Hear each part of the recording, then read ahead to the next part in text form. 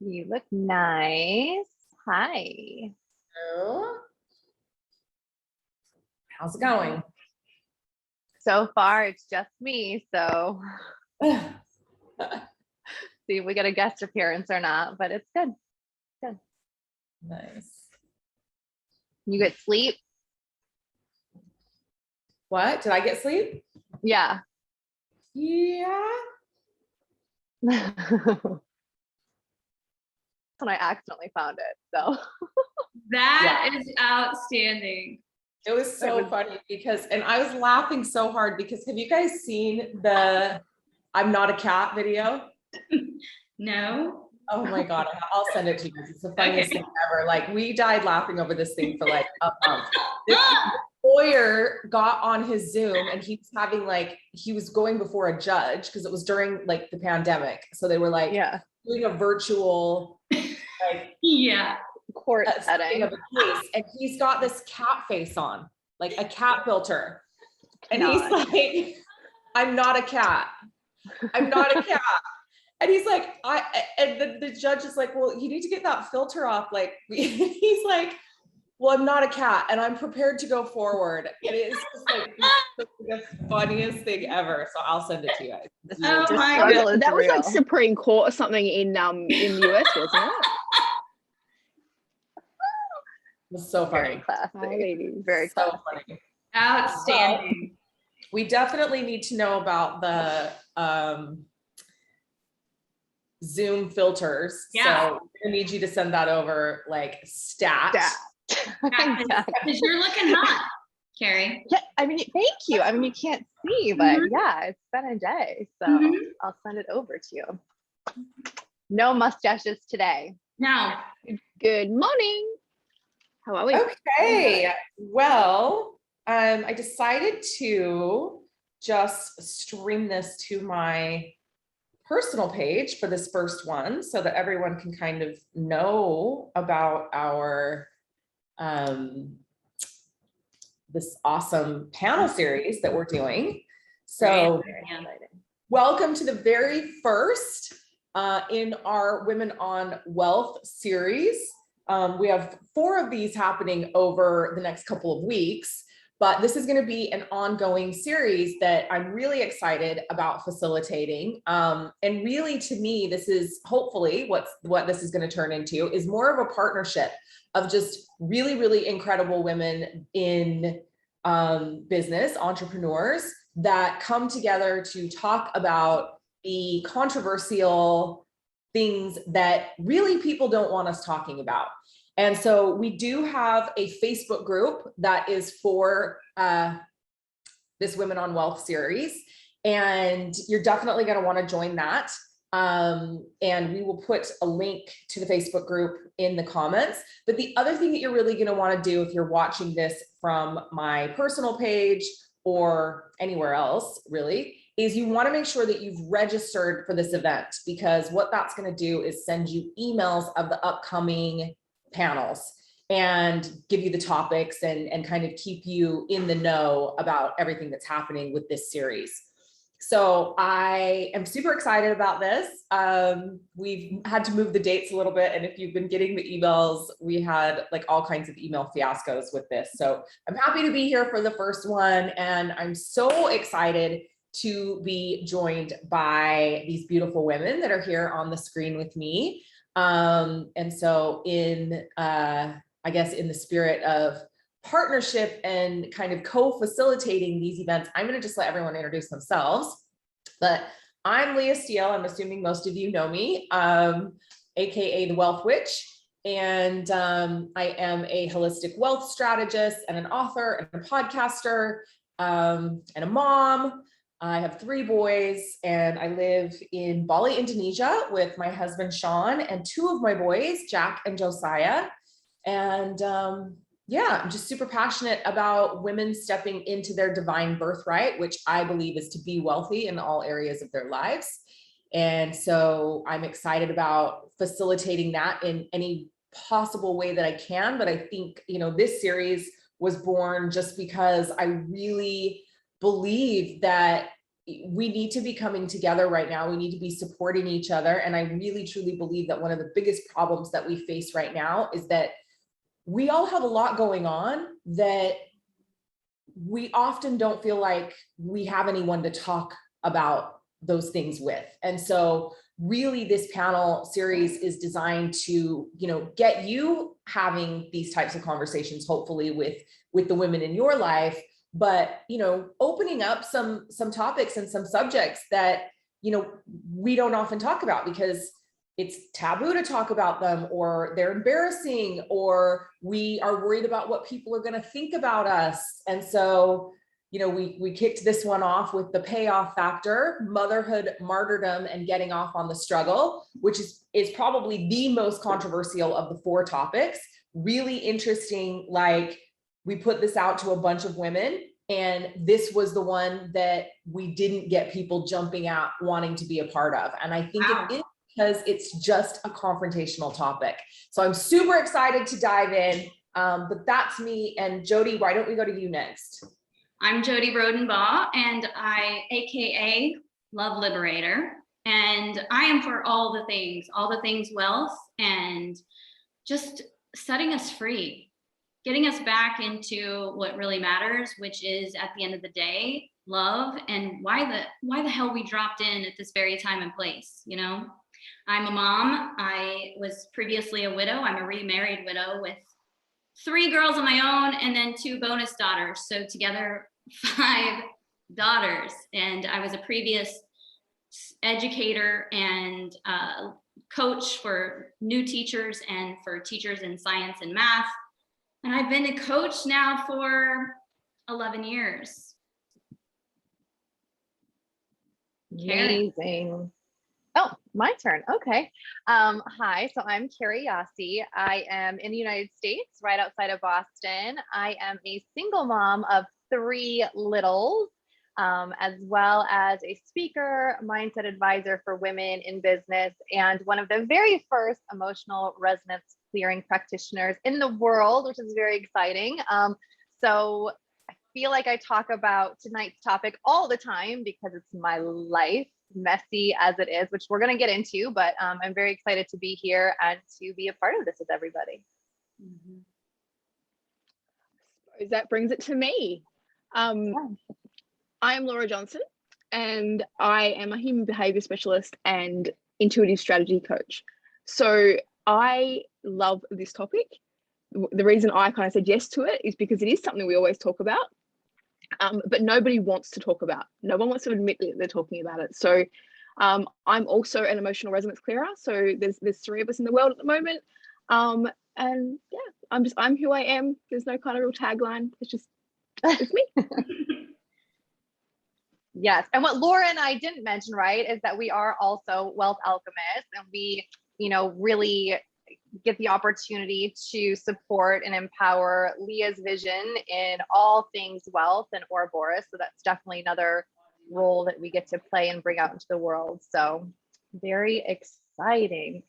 So Leah, I don't know if you had something, but when I was thinking about tonight, I was really thinking about kicking it off with thinking about, I'm really curious from the 3 of you, when you were younger, what idea or ideals, if any, that you had about motherhood, like prior to having children and going through these experiences that we're going to get into tonight, did you have any like, oh, I always wanted to be a mom, or I thought it was going to be like this, or in my case, I can admit it, I was like, yeah, kids, 3 kids later, here we are, right? But that was kind of what I came into this with. So what was your experiences prior to diving into motherhood?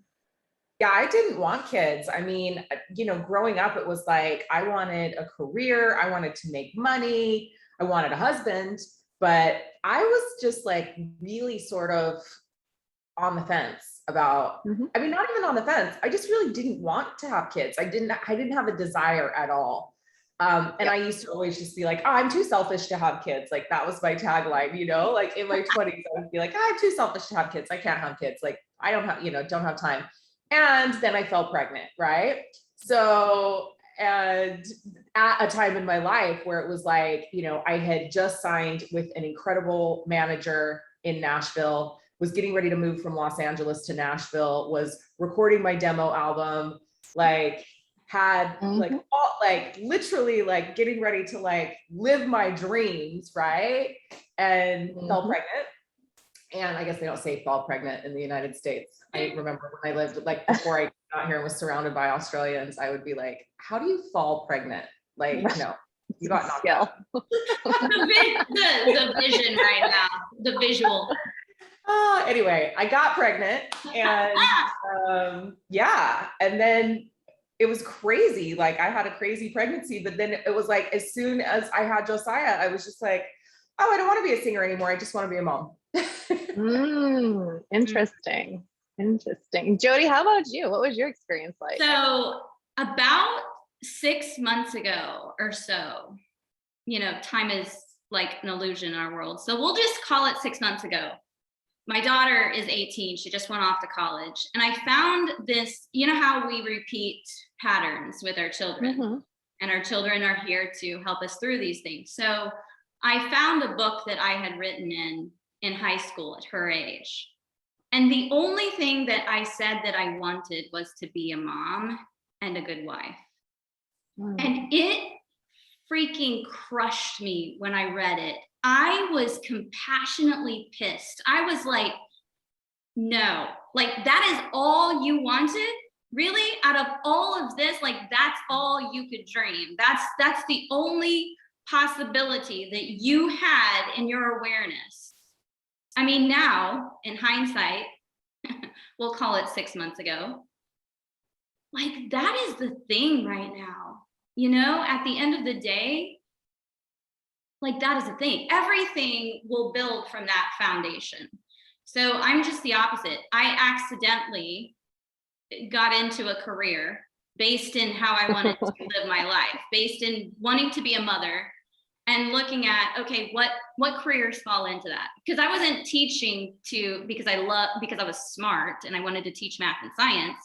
I was teaching because I do what I do now, which is like breaking paradigms and helping people break free from the families that they were raised in and all of the programming and really bring out that genius in them. So yeah, it's like, for me, it's the opposite. I have the 3 children. They were all planned 3 years apart. Everybody at a certain time, like my entire life was planned for that. Interesting. Very interesting. Fascinating. Like I literally, so I'm the oldest of 5. So I pretty much, you know, had to help my mum raise my siblings. And so in my teens, I was like, oh, I knew I wanted to have kids young. So I wanted to be done having my children before I was 30, but I didn't want to have them too young. So I always knew I wanted to be a mum, but not necessarily, it's that fine tuning, right? So I wanted it all. I wanted to have the career and I wanted to be a mum. So, and then I realized, so I got married really young. So I was married at 21 and then I had my first son at 22. So literally that for me went, okay, I don't really know what I want to do for a career. So I'm going to have my kids. So I was like, yep, you know, now I want 3 children. By the time I was 28, I'd had, you know, all 3 of my kids and like, all right, now I can focus on the career. But I realized that my whole thing around going, oh, I can have my first son and go straight back to work. I was like, that's not going to happen. That is not going to happen because there was no way known I was raising him into someone else's hands. And, you know, so it was part of me that I knew I always wanted to have kids, but I never anticipated being a stay-at-home mum. That was the part that I was just like, it floored me. I was like, what do you mean? So yeah. And I mean, and I'm loving it now because I've just turned 40 and my kids are all teenagers. Well, teenagers and an almost teen, you know, so you can kind of, you can leave them and it's not a problem. Like, I keep waiting for those days. Yeah, and then those days get here and you're like, oh, I just taxi. Can we just go back? Yeah, and it's funny, you know, because literally, you know, they don't need you as much, but they need you just as much. It's almost like our role at this point when they're teenagers is almost as an overseer and knowing that you've actually helped them build the morals and ethics that they need to make decisions they need to make. Yeah, absolutely. And you know, Laura, you said really interesting. So I my programming conditioning, right? My culture, my background, the way I was raised, every woman I knew was a stay-at-home mom. Maybe if they got a little crazy or adventurous, they were a teacher and a mom, right? I didn't know any women who had any type of careers. I didn't know any, like if you were that woman in church, right? Like that single woman, everyone was trying to set you up. Everyone was like, oh, you know, and by older, I mean like 27, 28, right? Like, oh my gosh, where, you know, when are the kids coming? So I did get married very young, and I wasn't in, you know, I didn't plan any three of my children. It's like a long-standing joke in my family now, like, oh, Carrie, like, do you understand how you make babies? Because, you know, you keep making these babies and you fall on it. Right? I'm like, well, now I know how. I just fell into pregnancy, right? But it was really challenging because I got married young. Obviously I'm divorced now, and it was always, when are you having kids? When are you going to have kids? And I'm like, no, I'm like all set. And everybody was like, oh, you'll change your mind. Oh, give it a year, you'll change your mind. Like it was just this assumption that I was going to have kids. And and then my ex-husband, I really feel like his sole plan is to be a father in life. Like I really feel like that's his number one role that he came here to do, is to be a dad. So there was just a lot of pressure. And I mean, I was sick prior to getting pregnant. And as I healed my body, your body just starts working the way it's supposed to, right? And so it wasn't something that was on my radar. But then after I had my babies, it was just this assumption from everybody around me that I would be a stay-at-home mom. And I constantly was giving pushback and being like, hi, I'm miserable. Like, hi, like, this is not for me. And it was just felt like nobody was listening. Like nobody was affirming like my experiences and how I was feeling and what I wanted. Do you know what I mean? And so there was so much pressure. And even now, right? Like my brother, you know, my brother works in the NBA. And so my brother travels a lot, and he's married with 3 kids as well. And it's totally acceptable, right? Like everyone's like, oh, congratulations. Like, you know, you're building up your career, you're doing these great things. And for me, it's like, oh, don't you think you're working too much? Like, don't you think your kids miss you? And I'm like, I'm with my kids like all the time. But it's just such an interesting pushback that you feed into, or at least I have fed into that martyrdom, right? Because I think one of the reasons I didn't want children growing up is because I looked at all of these women and their primary, if not sole identity, was being a mom. And that was it. And then the kids got older, and it's like, my own mom went through this. Like, she didn't even know who she was. She didn't have any hobbies. She didn't have any girlfriends. She didn't know what she even liked to do for fun. And I was like, oh, that's like the worst, you know?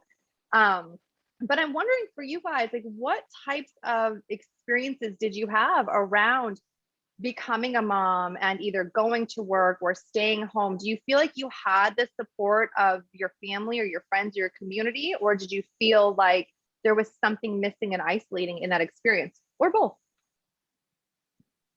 Yeah, I mean, like I said, like I, you know, was, and even all through my pregnancy, I was like, oh, I'm just gonna, as soon as I have this baby, I'm gonna move to Nashville, you know, I'm gonna carry on with my plan. Put him in a carry-on bag. Yeah, exactly. And then everything kind of, you know, shifted and changed.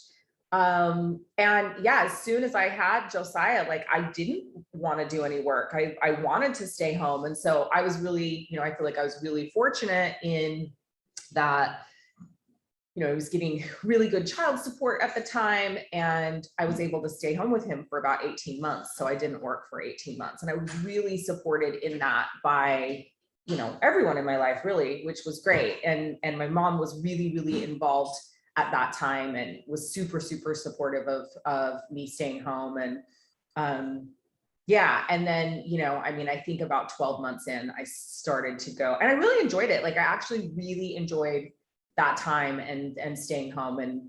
But then about 12 months in, I started really like going stir crazy. Like that's the longest ever, you know, I think that I hadn't worked since I was 13. You know, I started working at 13, and from that point on, always had, you know, at least one job, but sometimes multiple.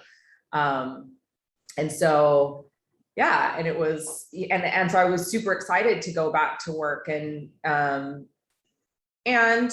you know, definitely also struggled because I, and I was like, oh, I'll go back part-time. I'll just start working part-time, but I just don't even know how to do anything part-time. And so part-time, I think I did part-time for 1 week, and then I was working 50 hours a week, and trying to juggle being a single mom at the time. And so that was, really, and I didn't ever want to be a single mom, I guess is the other thing, because I was raised by a single mom. And so, I repeated patterns. I repeated the patterns of my mother.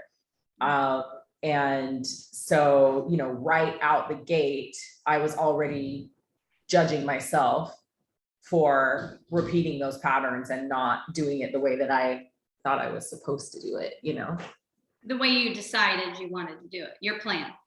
Yeah. Yeah. And isn't that fascinating? The whole repeating patterns thing, like that was actually, I think in many ways, obviously being married young, we'd grown apart like years before we divorced.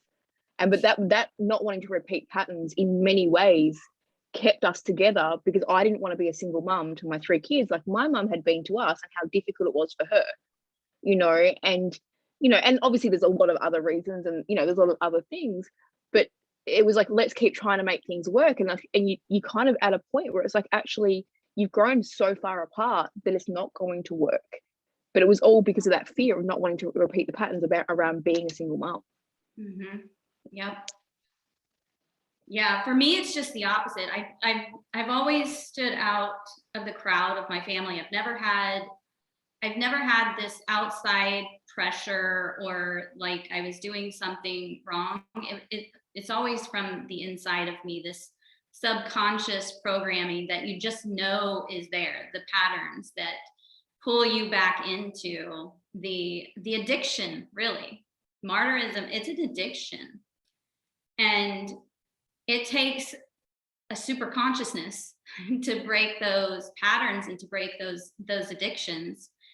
And it's not always easy to do that. You can have the best intentions, have the best plan, and all of a sudden, you're again walking around in misery, trying to one up for misery, like in your marriage or you're in a partnership. And my first marriage, that's what it was kind of about. It was like, why am I the Walking Dead? I have everything.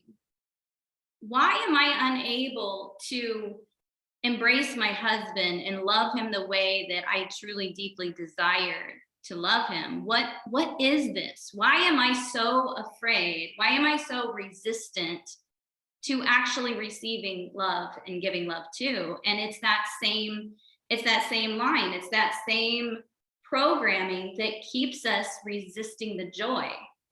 It keeps us in that victim status and manipulating for love. It goes back to codependency. It's the manipulation for love, obligation to put ourselves last, to beat ourselves up. And it's literally a self-fulfilling prophecy for women that we're here to break. That we're here to break 100%. And I'm really glad that you brought up the addiction part of this, because I do think that there's so many women, and I certainly was, and it's an ongoing thing, right, that are living in this silent shame, right? Like, I have this addiction, maybe I'm aware of the addiction or not, depending on where you're at in your journey. And then there's so much shame around the addiction, as well as not living up to other people's expectations, not living up to our own expectations. And then the funny thing, right, is that we do get off on this struggle, right? We do get off on this martyrdom, and it is giving us something. But the thing that it's giving us is also cultivating that shame, right? Yeah. And so I can speak for myself. I have found, after I became a mom the first time, so my oldest just turned 8, for about 18 months, it took me about 18 months to really wrap my head around the fact that I was like a mom, and like had to like accept. I really resisted accepting the fact that I was a mom. Now keep in mind, right? Like, I'm saying that I resisted accepting the fact that I was a mom, but I gave birth completely natural with no type of intervention. I breastfed this kid for like 3 years and co-slept with her, and I was staying at home with her, and she was a high needs baby, right? So you couldn't put her down. So I say like that I had trouble wrapping my head around it, and at the same time, right, was like all in on it. So it's this really interesting thing for me. But my addiction to the martyrdom really, I have found, and the shame attached to it, was a really great, valid excuse as to why I couldn't fully step into all of myself, right? And all of my gifts and all of my skills and all of the messages that I have for the world. It was like, well, I can't do that because I have to go change a shitty diaper. I can't do that because I have to go breastfeed again. I can't do that because I got another baby crying, right? Like, I can't do that because my body is so drained from all this stuff. And it's like, that for me was the addiction, right? Like, that's what I got off on. It was a really valid excuse to not take personal responsibility, and a really valid excuse to not step into self-mastery. You know what I mean? Well, it's a very, very valid excuse to imprison yourself. Totally. Yeah, it's so interesting because I'm like, you know, for me, I had these ideas, right, about what kind of mom I wanted to be and what kind of wife I wanted to be. And, you know, it was, I wanted to be, and it was all about perceptions, right? Like, it was all about perception. Oh, yep. I wanted to be, you know, I wanted to do all the volunteering. I wanted to be there for my kid. I wanted to pick my kids up from school. And luckily, like, you know, I built businesses for myself and I worked for myself. And so I was able to do those things that, like, my mom hadn't been able to do for me, because I was, you know, I was pretty much a latchkey kid. I don't know, from the time I was 6 or 7, because my mom was always working multiple jobs and, you know, putting food on the table and providing and all of that. And it was like, I knew I didn't want that. Like, I wanted to pick my kids up from school. I didn't want them going to daycare at all, you know, and I was really lucky that they never had to do that. Like, that, I was always there for them after school. You know, I wanted to be the mom that, like, baked the cookies and, you know, took them to all the extracurricular activities and never missed anything. And, you know, The Pinterest mom. Yes. And I really successfully became that. You know, I was the PTA president. I was on the school board. I was the president of the Avenues baseball league that my son played on. You know, I was in charge of every fundraiser. I attended every gala dinner. Like, I built this ideal, what I believed to be the ideal life, and was being the ideal mom. And I was doing all the things, right? Like, if there was a thing to be done, I was doing it. And it was this thing of, like, never having time for myself. When I did have time for myself, it was like, just go get drunk with the girlfriends, right? Because that's basically all I could function to do at that point. But it was like, look at me, look at what an amazing mom I am. I'm literally doing all the things, right? I was burning myself out. You know, my body completely started shutting down at 40, probably actually like 39. Developed thyroid disease, frozen shoulder in both shoulders. Like, my body literally just started breaking down, and I was still doing it, still being like, look at me, look at me, look at me, you know, like, look at what an amazing mom I am. Like, look at this. And literally my payoff was, people were always saying to me, wow, I don't know how you do all the things you do. Like, it's so amazing. Like, you know, like, reward for all the shit that I was going through. And, you know, so as I started having my spiritual reawakening and realizing that I was fucking miserable, I was on the verge of divorce. I was so disconnected from my kids because I thought being a good mom was making sure that their laundry was done and folded and in their drawers, and that they had dinner for them every night, and that they were getting to their extracurricular activities, and that they were doing all of the extracurricular activities, by the way. They were doing all the things. They were constantly doing a sport or playing an instrument, or, you know what I mean? And it was like, the relationships were horrible. Like, they were horrible, but the house was clean and the laundry was done and the PTA meetings were attended and all the fundraisers happened and we raised all the money for all the people, you know what I mean? But it was like, I was miserable, but I was getting the payoff from everybody being like, oh, look at you. You own your own businesses. You're an amazing mom. You're doing all the things. And that was really hard to look at.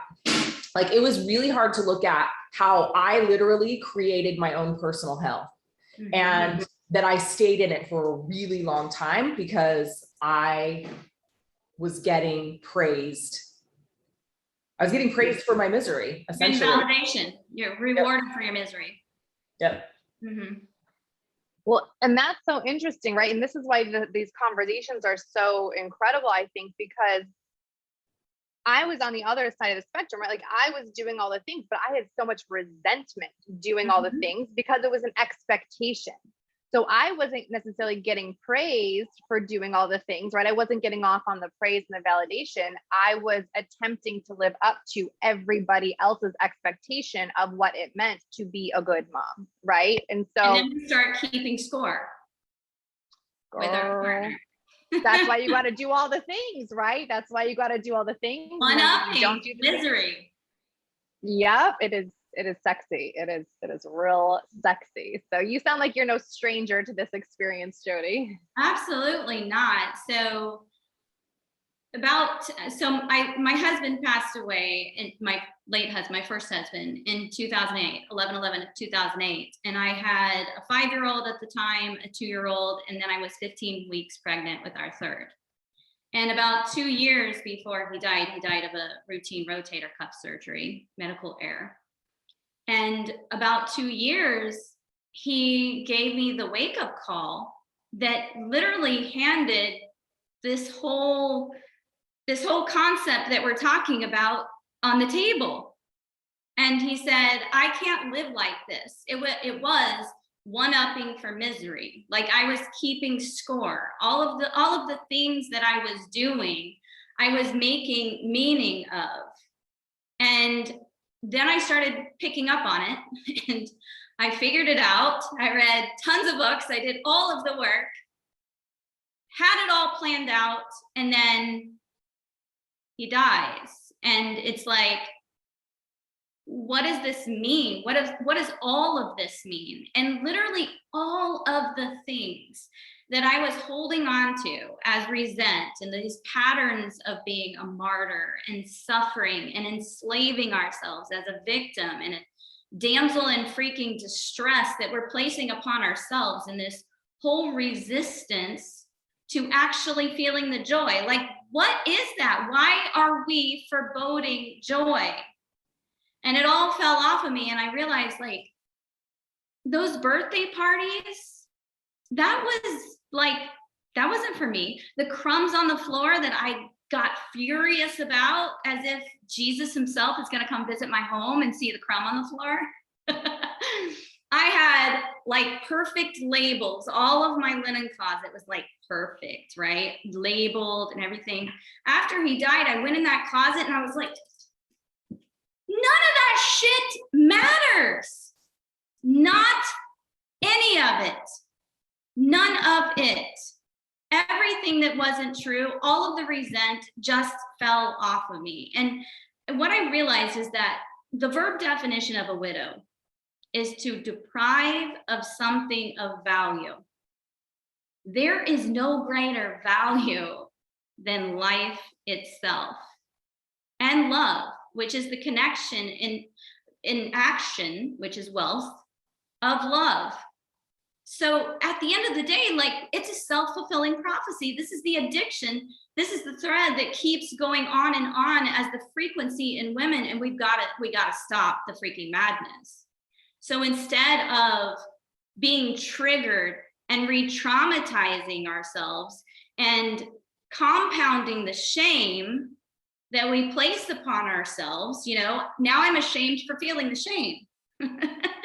There is no win. We're not giving ourselves a way out. So instead of being triggered and re-traumatizing and letting that be the legacy, we have to flip the switch to be activated instead of triggered. Activated puts us in power. Activated is compassionately pissed off, which means we have to have that certain sense of anger that we are allowing ourselves to literally lay there and die. So after he died and I was, looking at other people, I started realizing wow, all of these women walk around literally 3 feet from having it all. What the hell is this? Why is everybody walking like the living dead? And it all goes back to that programming. And one of the first things that I learned after he died is that, you know, I'm having a child. I did an epidural with the previous 2. This one, it was just a non-negotiable. He was accidentally killed with anesthesia. It's a non-negotiable. So I've got to handle it. I got to figure it out. And both birth and death taught me that a mama can't save her baby from drowning when she's drowning too. So what are we doing? Like, let it go. Surrender to the suffering. It is an addiction that continues as the legacy for our girls. Not on my watch. Not on my watch. So the activation puts us in power. The activation is we're no longer manipulating for love. It is our responsibility. I no longer had my husband there to place the blame onto, or to pass the buck to, or to resent, like it wasn't there. It's me. I was looking to him for this safety, or like this guarantee. He was my guarantee, and you know, all of these things. No, what that leads to when you're looking for safety and you're looking for a guarantee in the man, like, feel sorry for me. Don't you see how much I'm doing? I'm the damsel in distress. It means that you love me if you feel sorry for me. Bullshit. We also see that in our relationships, like in our friendships. Like, how often do you sit with girlfriends and they are literally in this martyrdom? They're talking about this stuff, and everyone is like, oh yeah, I understand, yeah, I get it. But this is that point where we actually get to start having the real conversations and be like, okay, I'm gonna empathetically listen to you, but now it's actually time to turn around. What are you gonna do about that? Right. Like, what are you gonna start doing about it? Because, you know, and this is that part where over the last kind of 5 or 6 years, it's really having those real kind of deep conversations that go, you know what? I hear you, but that's what you're telling yourself. That's a label that you're putting on being a single mum, or that's a label you're putting on whatever that thing is. It's like, you know, we actually get to choose when we actually step away from that. When we step away from that bullshit, like, you know, we really get to kind of start choosing. It's like, you know, cool. There's going to be moments where we're going to want to complain. There's going to be moments where we just want someone just to hear, you know, how hard it is for us, you know, because that's part of our humanness. At the same time, it's like, okay, how are you going to change that? What are you going to do about that? You know, we get to take personal responsibility for everything that we call into our lives. And sometimes we don't want to take that personal responsibility, because that actually means that we have to take ownership of what we're calling it. Yeah, absolutely. You know, so, we have to see ourselves as the perpetrator of ourselves. Nobody's a bigger asshole to us than us. Right. Yep. But I think, Laura, you said something that really brings up so many other things, right? When you're like, listen, when you're talking to your girlfriends and everyone's complaining about the same shit, or they're validating the complaints or whatever, you know, and then there's that opportunity to call each other out in love, right? There's that opportunity to hold space for each other. There's that opportunity to give someone space to take personal responsibility. But there's a lot more at play there that I think is really important to discuss, because I don't think that we see it enough or talk about it enough. One is, do we really trust that we can be open and honest with our girlfriends? Honest, you know what I mean? Like, can we really do that? And how can we shift that conversation, right? Because listen, nobody shames a mom better than another mom. Let's be very clear on that, right? Like, there's nobody that perpetuates the cycle of mom shaming than other moms. So we have formed this culture where it's only acceptable to complain about things. And if things are going well, then, oh, she's probably hiding something, right? Or she's full of shit. Or we're complaining, but nobody is having this conversation, or most people aren't, we are, right, around that personal responsibility. But that requires a level of trust. That requires a level of, I believe, security within ourselves to be able to broach those conversations and to be able to hold that space in a way that it's received. Because I don't know right now, if you walk down the street and you talk to 10 different moms, and all 9 out of 10 are probably going to, vent and get it off their chest. They've just been waiting for somebody to ask them how they are, right? They're just waiting. They're not even sharing until somebody asks them. And then, they kind of let it all out.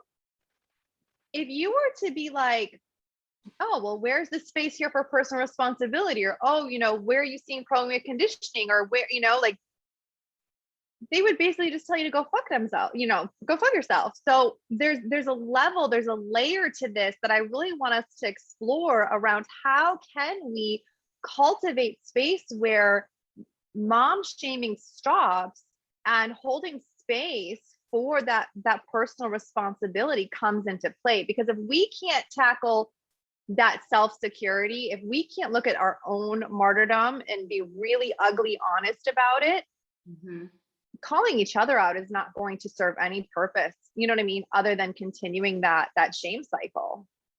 Well, I think it requires, first it requires that people have done the work. And let's just be clear and honest that in every town, planet Earth, like the moms that go to your kids' schools, how many of them are actually invested in personal development and self-development and are, looking at ways to be radically accountable and self-responsible? They're just not. And it's not how we've been raised to be. And it's not, we behave the way that we've been programmed and conditioned to behave.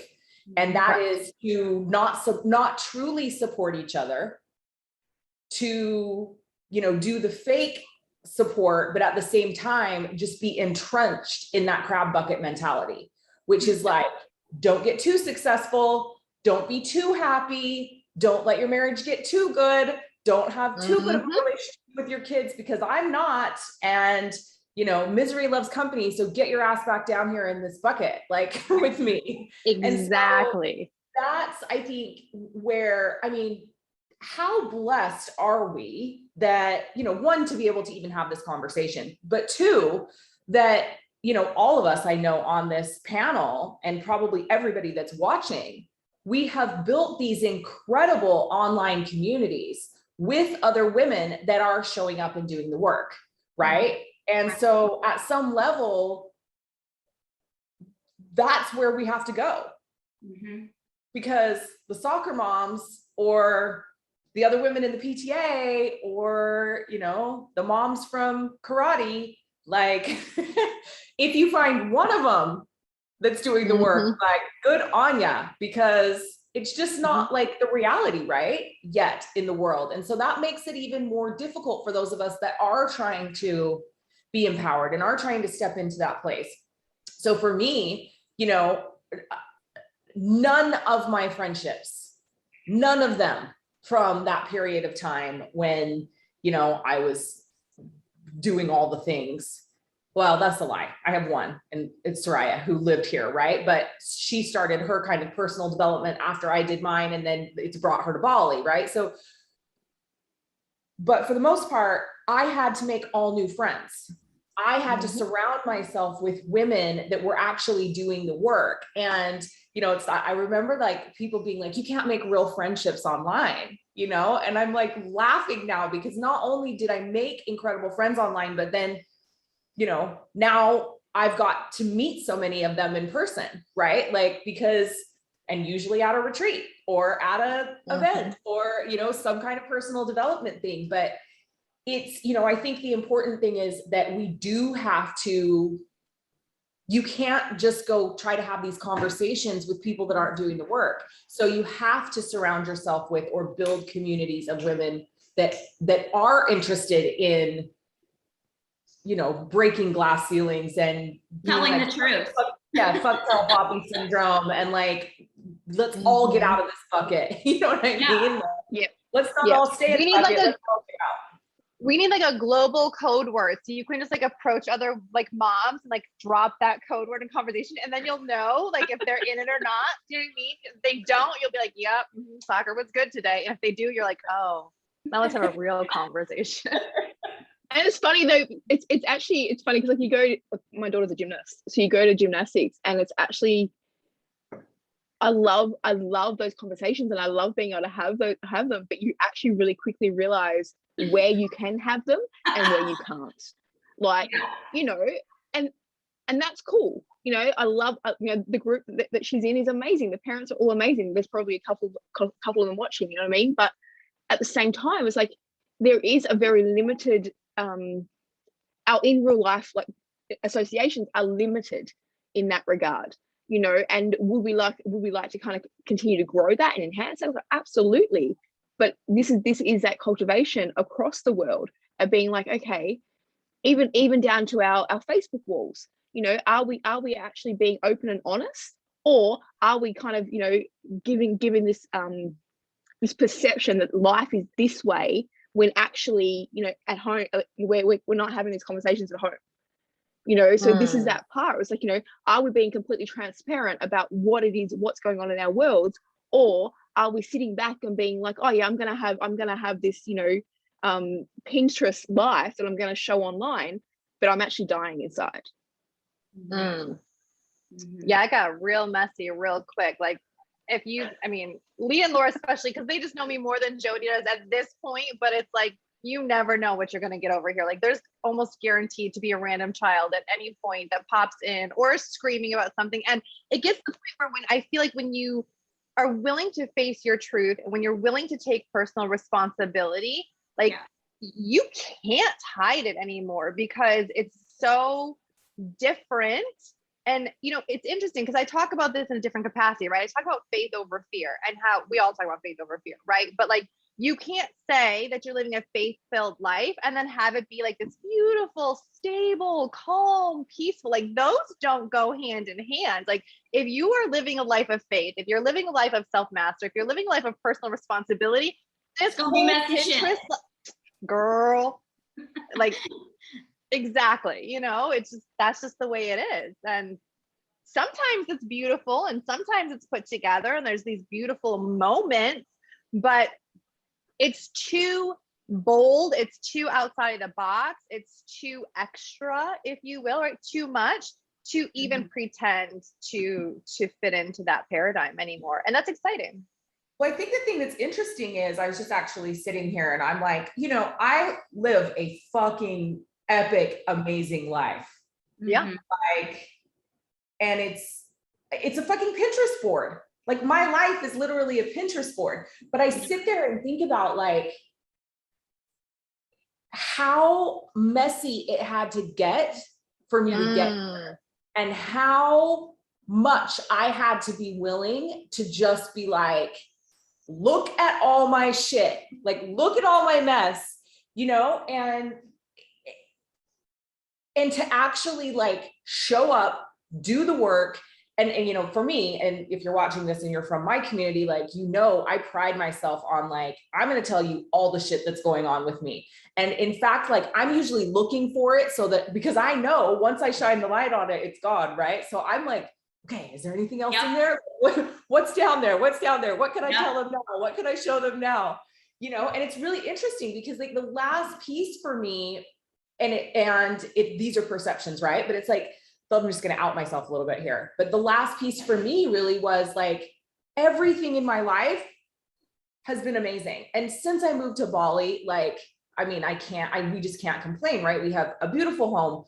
My children are thriving. Like, my friendships are amazing. I have heaps of money. Like, I'm able to help people. Like, everything in my life has gone so incredibly well. And I'm so blessed.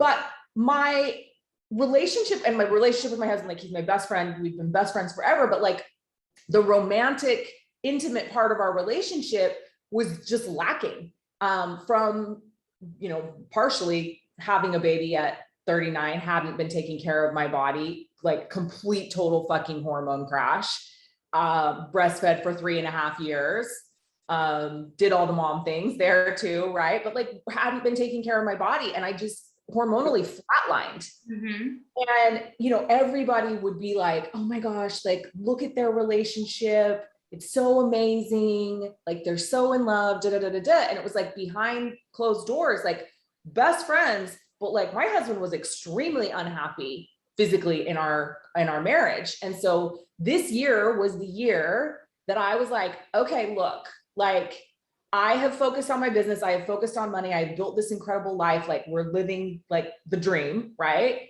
And I was like, this year has to be the year that I focus on my marriage, like in this way. Like I have to be like, no, this is a priority, because I kept being like, oh, I'll get to it. Oh, I'll get to it. Oh, I'll get to it. This could probably be like another panel series, right? But, and so I was like, all right, I got to do it. And it's been fucking hell this year, you know, like I committed to like this, we did this 12-week ceremony with this shaman, and we were doing plant medicine, and like just all the fucking messy shit, right, is like coming out. And I'm like, and it's been real ugly for like 6 months of the year. And now we're out the other side of it. And now I'm like, holy shit, like my marriage is amazing. We have great sex. We're like, communication's better than ever. But it took a lot of real ugly shit over the last 6 months, you know? Mm-hmm. And that's probably the one thing that like I don't share with my community. Now you guys all know. There you have it. I have nothing else hidden. I'll come up with something eventually. We'll find something. Exactly. I'm like, we'll find something exactly. Now, but it took a lot to get there, right? Like it a lot. Took being, you know, it took losing everything in a business and a house and a car and almost being homeless and like, and sharing that. It took going through that and sharing that. It took having months as a, you know, online coach of having inconsistent income and being on that fucking roller coaster and, you know, making $30,000 one month and fucking 5,000 the next, you know what I mean? Like, and being willing to be like, this is my reality, like to share it. Yeah. And that's the piece I think that I love about the women in my life. You know what I mean? Like you, especially Carrie, I think are like, you're so willing to just be like, it is what it is. Like, here it is, you know? And I think that we need more of that, because it is through that transparency that you get here to like where I am, right? Through that you get to like live, because you can have the Pinterest life, like you really can. I have it, right? I don't always look like this. Usually I'm like, in sweats and but you know what I mean? But you can't have the Pinterest life, but it does require getting really messy and really dirty along the way. And I believe sharing it. And I think more women need to share the hard parts, because that takes away the stigma that it has to look perfect and it has to be beautiful, because it wasn't always like this. Like even just a few years ago, you know? Yeah. Not only that, but they need to see women as examples of getting to the other side and navigating, I call it the bridge. So navigating that course. I'm currently in a fucking shitstorm. And I'm sharing with my people. It's too long to tell here. We might need to do another panel on it. But I'm sharing with them because I want them to see how I'm handling myself through the shitstorm. Like we don't run away from the storm. We come into the eye of the storm and look at our ugliest self without running away from ourselves, without handing our power over to someone else or to something else. I mean, it's what's going on all over the place. We stand in it and find that sense of safety, that sense of security, that sense of guarantee, like in our own breath, in that one single moment that we know is guaranteed right here, right now. That's it. We go too far down into the future, we screw ourselves. Now we're in anxiety mode and we're thinking of all of the worst things that can happen, the doom and gloom. If we go too far in the past, now we're in a depressed state. Now we're thinking of all the things that we've lost. Now we're in disappointment mode, which is the biggest emotion of a martyr. Disappointment. You've disappointed me. I'm disappointed. I thought it was going to be different. Now I'm disappointed. Now I can't have the joy, all of that. So I think it's really important that we do, especially right now, like women need to see us women doing the hard shit and navigating the waves. Otherwise, they don't know that it's normal. It's normal. It is normal to get into a position where you become complacent in your relationship. Is it natural? Yes, it kind of is natural. You get to a certain age. I'll be 50 in a couple of months. I'll be 50. We're 50. Like, some shit happens in your body that you weren't expecting. All of a sudden, how good did she look? 50. Yes. Right? Yes to that. She's about to look better. Right. Because I'm finally over this hump. We get into this hump in menopause. It was one of those things where I'm like, it's not going to happen to me. Until it did, right? Until it did. That's definitely another panel that we need to have, honestly, because I think that is, like, we for sure need to have that panel. Carrie, what were you going to say though? You were just about to say something. Yeah, exactly. So I was going to say something because it's so funny listening to you talk, not like funny, haha, but just the perceptions are so interesting, right? Because I hear you talk about, yeah, we need to share more and let people see the messiness, and Jody kind of piggybacked on that. And then you're like, oh, I feel like, Carrie, you do that really well. And as you were talking prior to that, I was like, oh, I kind of feel like I'm getting called out right now, because I feel like there's so much more shit to share that I was like, damn, like, is she calling me out? Oh, here I go. Oh yeah, not you. You're doing a great job. And I'm like, okay, well, I guess, right? So perception is just so fascinating in all of this. And that's a great example of like women being able to be really honest with each other and with themselves, right? Because if your perception, for example, is that I'm willing to be transparent and I'm willing to show things, which I certainly am, and I feel like I am, until I hear you speak about like, oh yeah, we need to show more of this. And I'm like, this is why I don't have. She's like, you can't see anything under this desk right now. Like, right. I'm like, you don't know what's going on around, right? I'm like, it looks so pretty up here, right? Are you kidding? I wanted to rip those pictures down. I'm not even gonna lie to you. I was like, are you wearing pants, Carrie? Are you wearing pants? I am. And you know what, just for the sake of this conversation, I am wearing pants, but I'm also wearing my 5.5-year-old son's Sonic blue socks right now as well. Oh, hang on. Look, let's out that. These are amazing. They're nice and warm. See? Yep. So it's just real life, but it's that perception where it's like, I do feel like I'm pretty transparent, and I do share a lot about this because it has been so strong. The programming conditioning I've gone through, especially around motherhood, and especially about, what it means to be a woman or a wife or a mom or a partner, has been extreme. It really has been, from where what I was raised to be to who I am today. Sorry, Mom, I love you, but like, this is how it is. But then to hear you say that, right, Leah, and to hear you talk about it, it just gives me that opportunity to go deeper, right? And it gives me that opportunity to take the next level. And it gives me that space to be like, hey, you know what? Like, that actually is probably exactly why I haven't really shared anything over the past month or two, right? Because it's been extra spicy over here. And so I've been very, I kind of go into that hermit mode sometimes. And the intention is it's a survival mode, right? At that point, it's like, oh, protect, oh, survive, when really it is this opportunity to be like, this is where I'm at. And I know I'm not alone, and you're not alone. And now we can actually come together and really move through it and transmute it into something that's extremely magical, Yeah. Well, the magic is in the mess. Magic is in the what? The magic's in the mess. Yeah, like, literally, the moment we actually start talking about it, we realize that actually it's normal. It's normal. Every single one of us has paid a certain price to get to the point, where we're at now. We don't know what each of us have come into this point right now with. Equally, we don't know what someone else out there has gone through to get to that success that they have. As literally sharing the story, sharing in that moment in the way that you feel called to, allows other people to be like, it's okay. One, there's light at the end of the tunnel, and two, it's okay to get messy sometimes. Like, a lot of the times, it's okay to get messy a lot of times. Yep.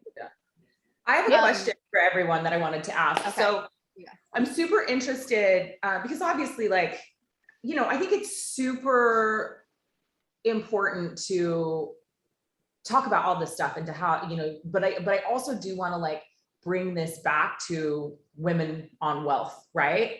Because all of this stuff is so tied into how we manifest, to how we earn, to how we accumulate and acquire wealth for ourselves, right? These are all everything in this panel series is going to be about what are the things that are either helping and assisting us or debilitating us. So I'm super interested from each of you guys to know, how does motherhood, like how has it impacted money for you? Or, you know, like, has it been a motivating factor for you to make money?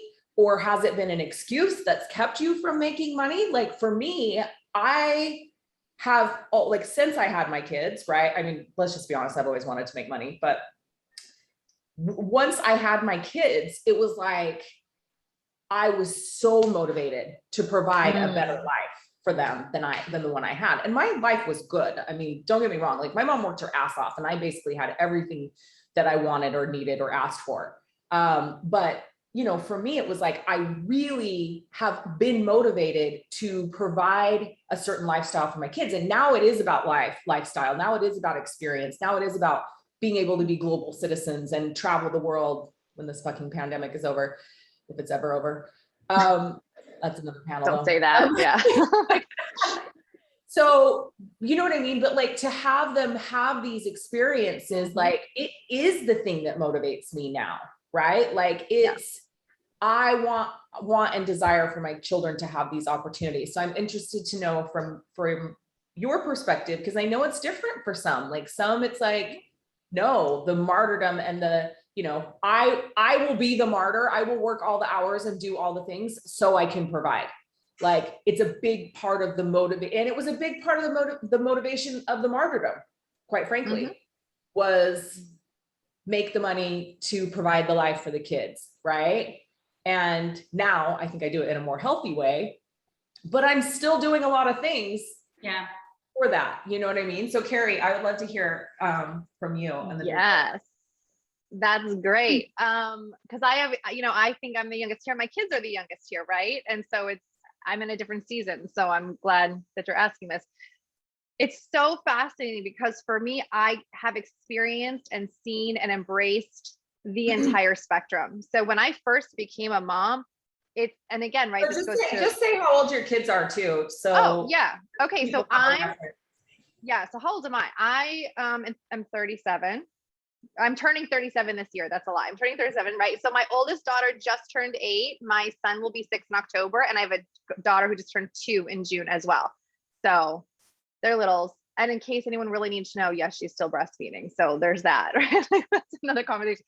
But so for me, money, like when I first had when I had my oldest daughter 8 years ago, you know, my husband was the one that was making most of the money. And I was so stuck in the depression, I think, of not actualizing, right? Yes. What constitution shit per usual. I get it.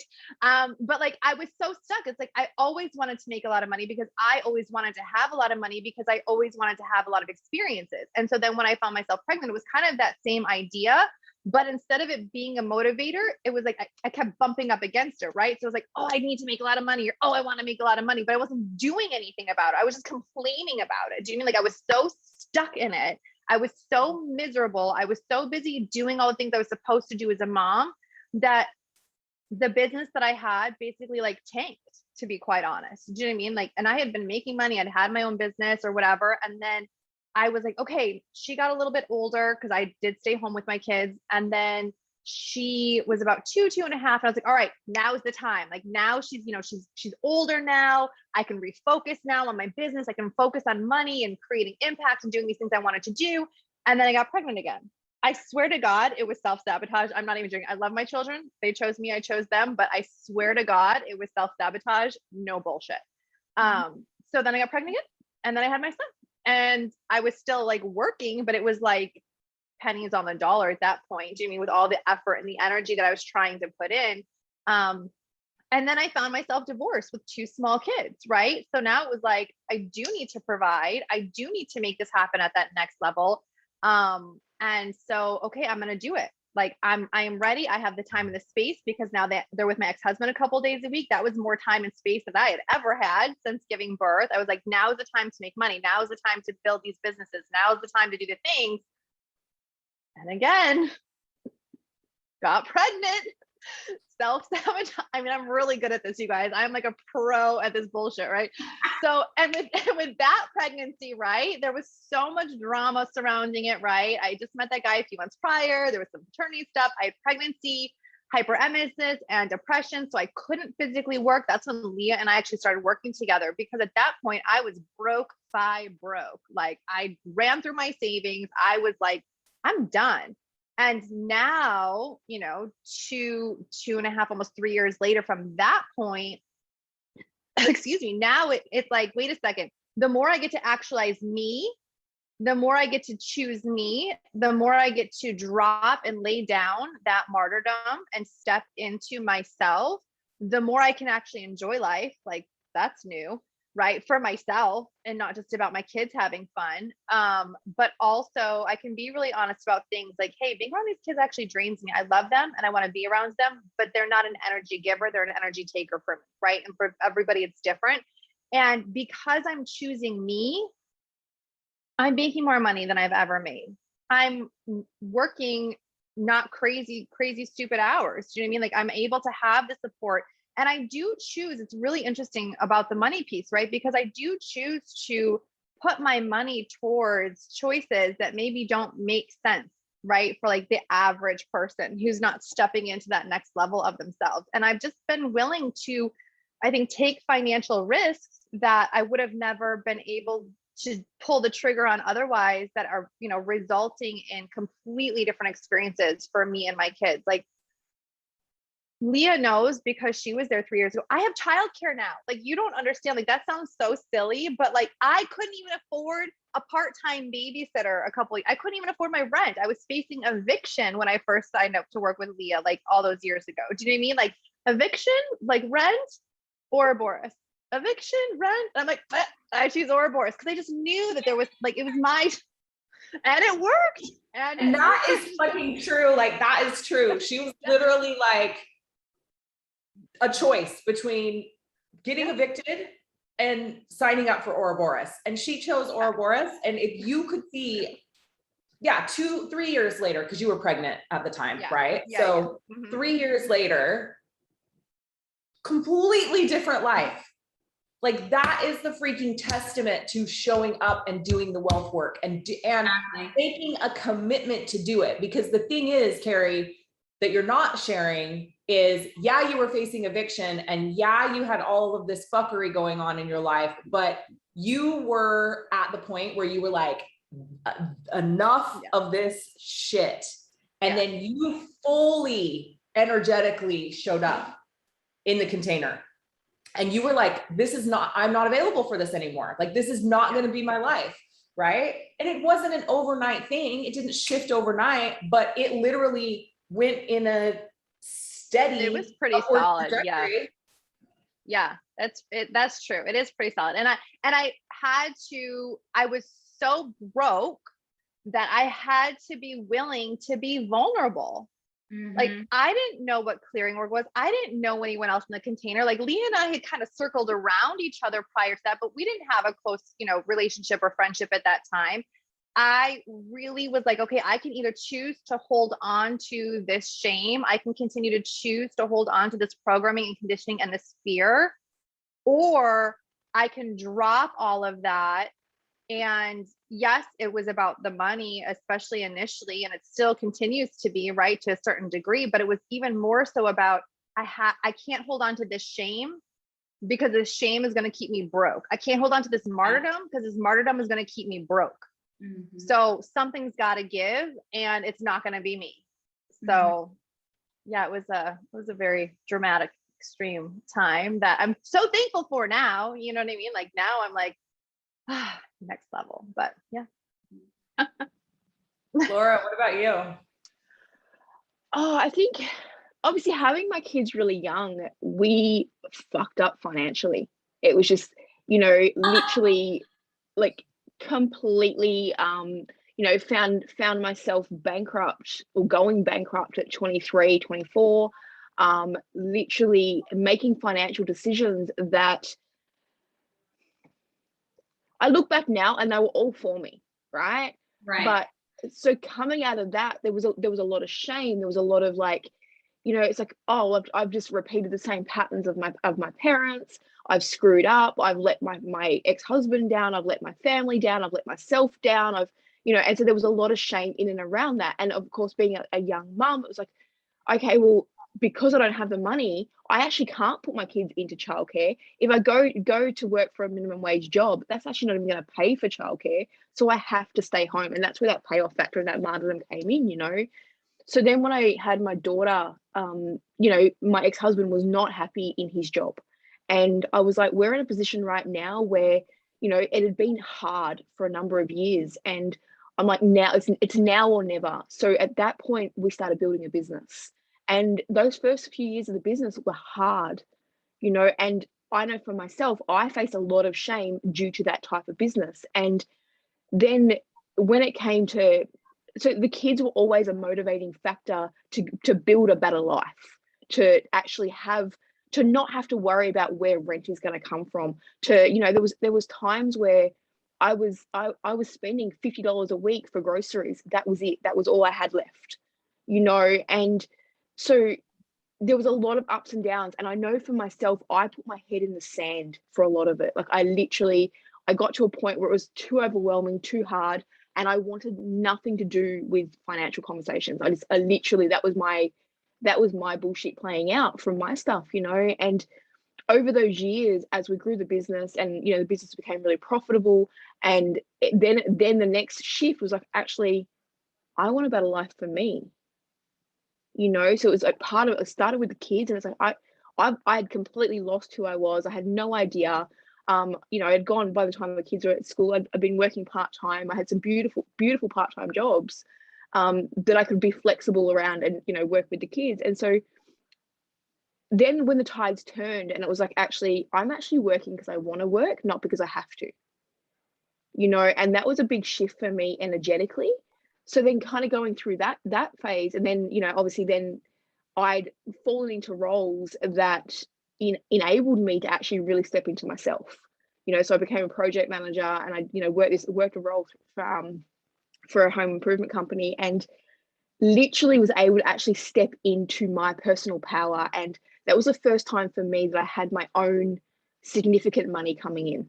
You know what I mean? So it wasn't family money. It wasn't, what my ex-husband had earned. It was actually money I was earning. And that was the shift. That's when I got onto the whole like personal development journey. That was when, everything kind of shifted from that place. And I suppose, when I actually became a single mom, then it was like, oh, I actually have to take responsibility for everything now. Mm-hmm. Like literally it was, and I'm incredibly fortunate, my ex-husband pays child support and all that sort of stuff. So it was, but I'd gone from a place of, I was working minimum wage jobs, not knowing how I was going to pay my rent, fell into a role as a financial advisor, facing all my own shit with that stuff. And the type of role I was in was incredibly toxic. Wondering how I'm gonna, it was like almost like week to week robbing Peter to pay Paul. It was like, okay, I've got my rent due this week, so therefore nothing else can be paid. I've got to pay this here. And so there was a lot of upheaval and a lot of like, you don't talk about the stuff, right? Because a lot of people are like, oh, well, you made that decision. You decided to go that path. You've left a really good marriage, a stable marriage, and you've decided to become a person, decided to become a single mom. And there was a lot of stuff in and around. I'm outing myself on my own personal wall, by the way. Just, there was a lot of bullshit that comes at that time of your life. And a lot of things that get said that which actually just fuel the shame for yourself. Like, and so that stuff for me was very much, it was the crux of me deciding that things had to change. I remember at the point where I got to, when I'd done all the personal development work. So I'd done, you know, NLP training, I'd gone through that stuff, but I wasn't actualizing anything. So, you know, I was like, oh, I'm going to grow this business, but here I am relying on the minuscule hours that I was getting as a rep, you know. And it was at that point that I'm like, I don't want my children, I don't want to have to keep saying no to my children. So if they are asking to have, you know, if they're asking just to go out for dinner, I want to be able to say yes. You know, I don't want to have to say, oh yeah, I can do that in 4 weeks. You know, like, and so that was a shift for me. And, you know, like when I signed up for Ouroboros, I think I had 1 or 2 months in advance to be able to, that I had in my account. I had no freaking idea how I was going to work out the Australian US money change, because obviously it's a big jump, right? Here I am earning, you know, lucky to be earning like $25 an hour in Oz, but I'm paying, you know, this money in US. And I'm like, I've got to shift things.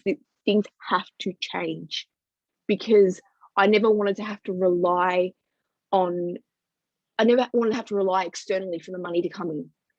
You know, it's like, no, if it's gonna be, it's up to me type stuff. And, you know, and so that was the shift for me. And it became more about wanting a lifestyle, wanting certainty around my finances, wanting to know that, you know, I controlled it, that I wasn't being controlled by, you know, by anything external. So there was no government control, there was no like work control. Literally, I wanted to know that I had full kind of like custodianship around what was going on.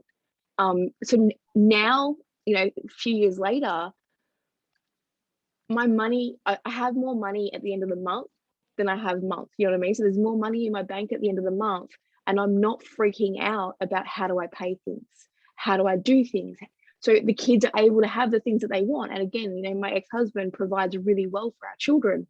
And like, it comes from that place of fucking letting go of all the bullshit. Like one of my biggest fears was like, oh, how can you possibly go into wealth work when you'd fucked up so royally through your life? You know, and I remember actually having a conversation with you, Leah, and she's like, that's why you're doing wealth work. You know, and I'm like, yeah, but what are people going to say? You know, and I'll be honest, it's actually the thing that's kept my mouth quiet on a lot of things, because it's like that shame, it's at that another level, because it's like that projection from other people that you're like, oh, well, how can you possibly talk about that when you'd fucked up so much?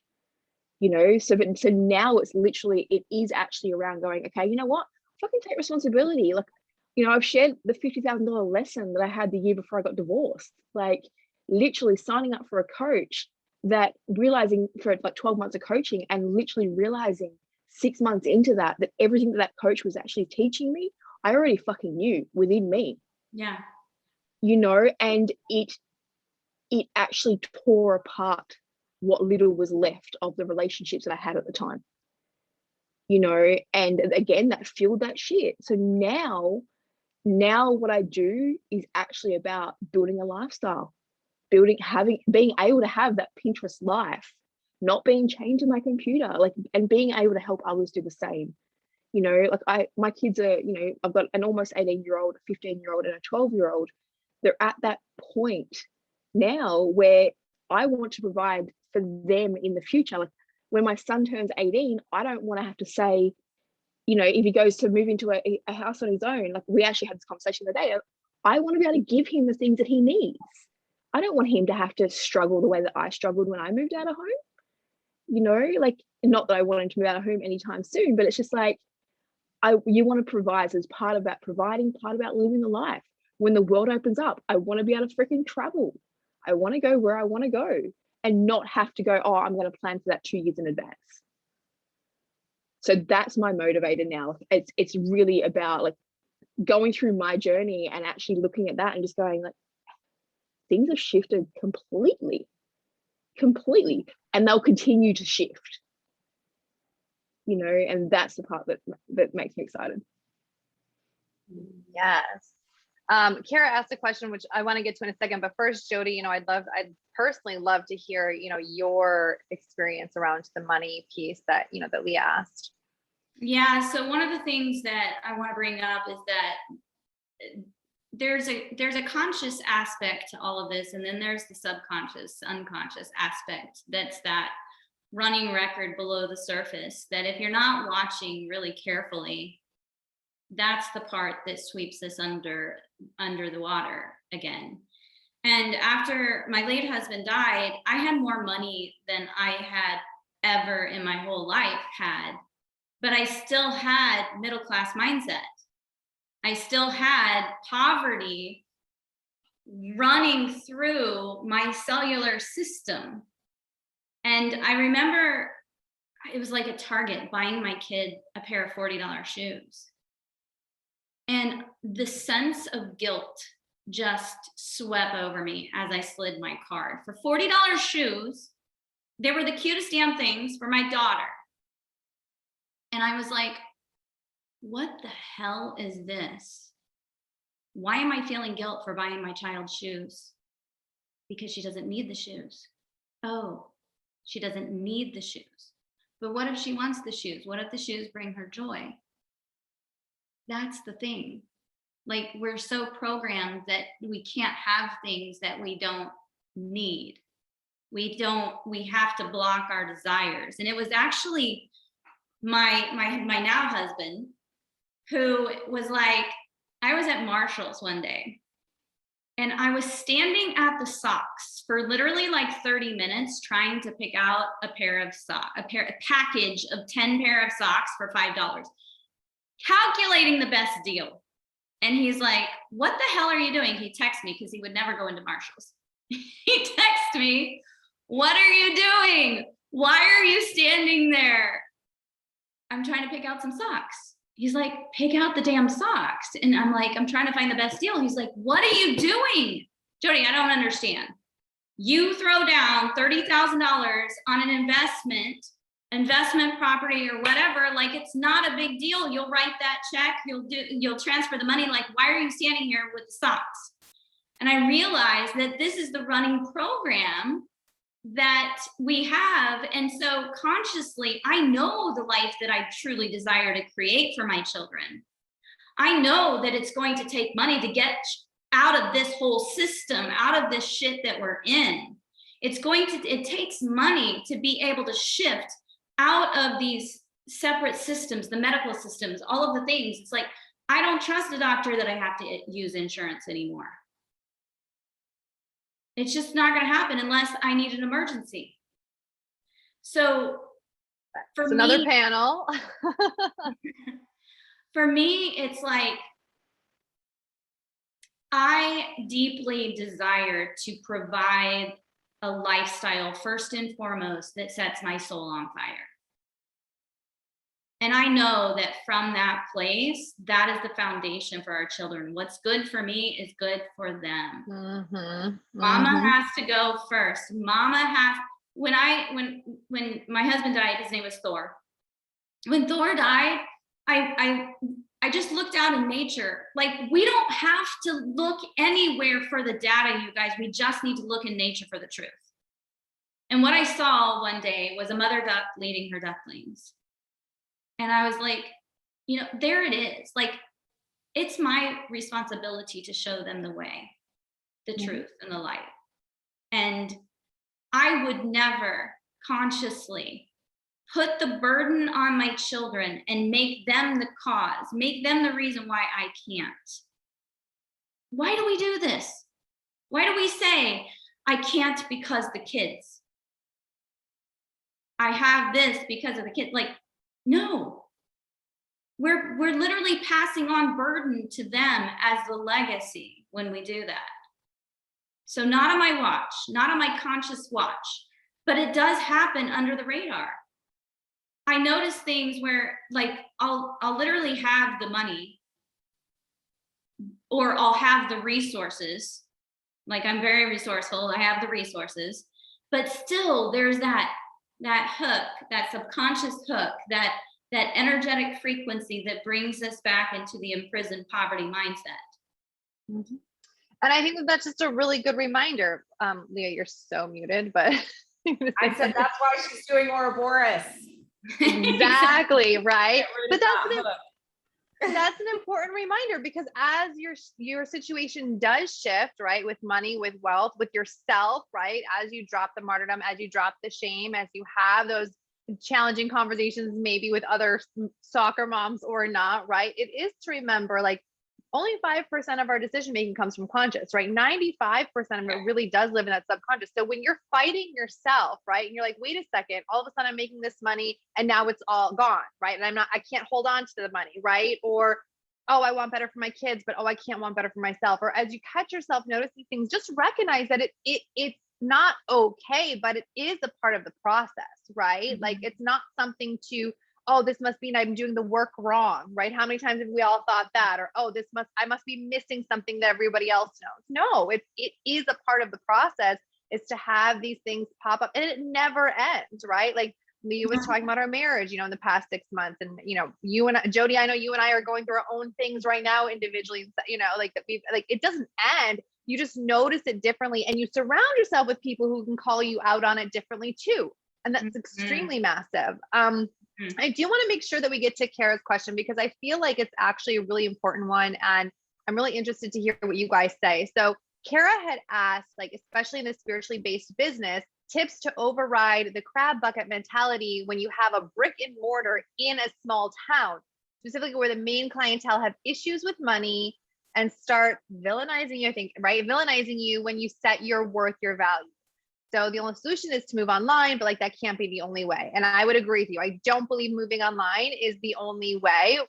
I will just say really quickly, one, we all love diversifying revenue streams. So online and, right, like, let's just start there. But more really what you're asking around brick and mortar, small town, clientele have issues with money and start, really villainizing you when you do step into your self-worth and your self-value. So ladies, what do you think?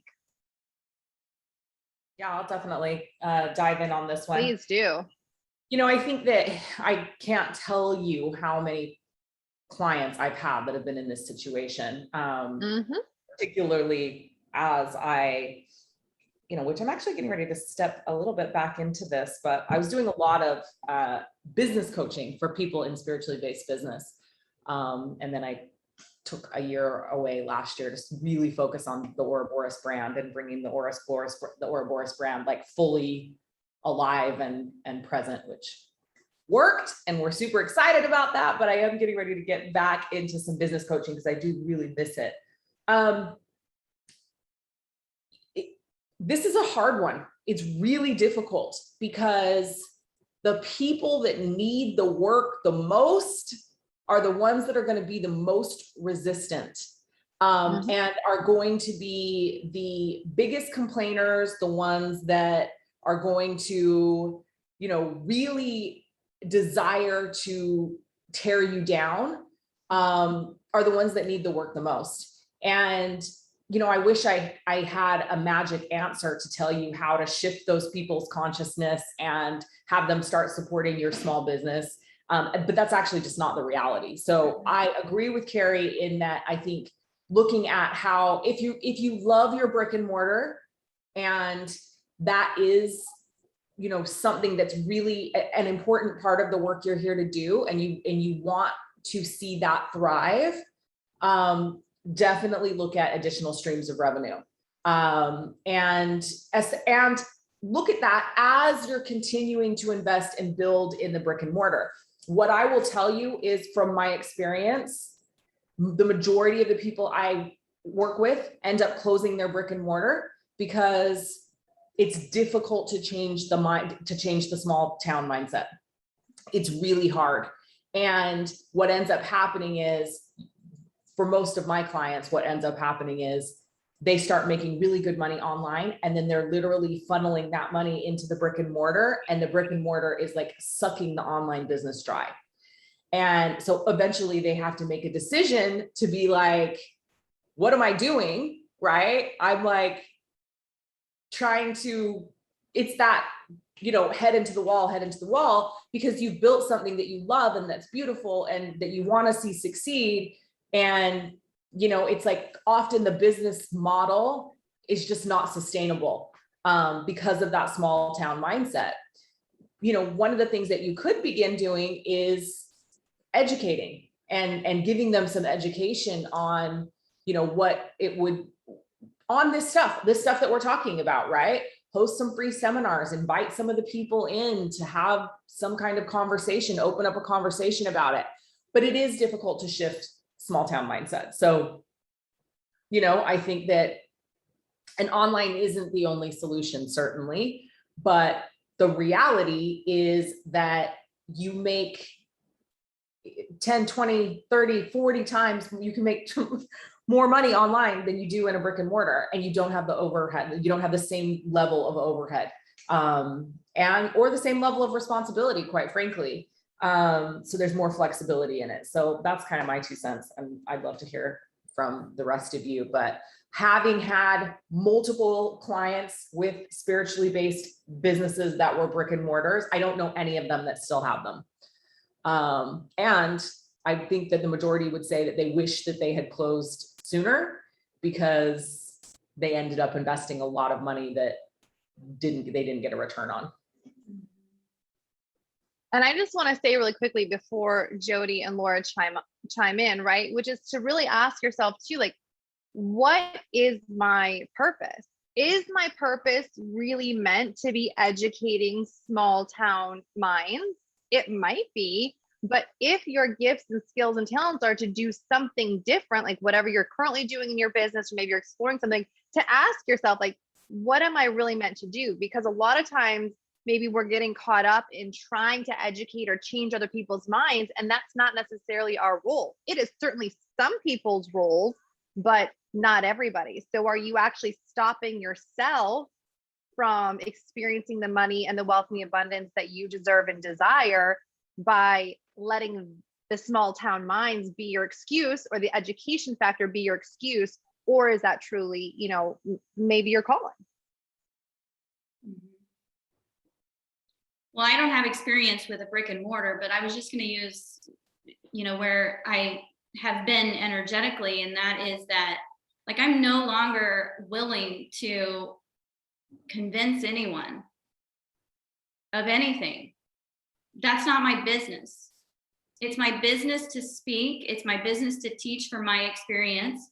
It's my business to share. It's my business to tell the truth according to the laws of nature and according to my personal experiences.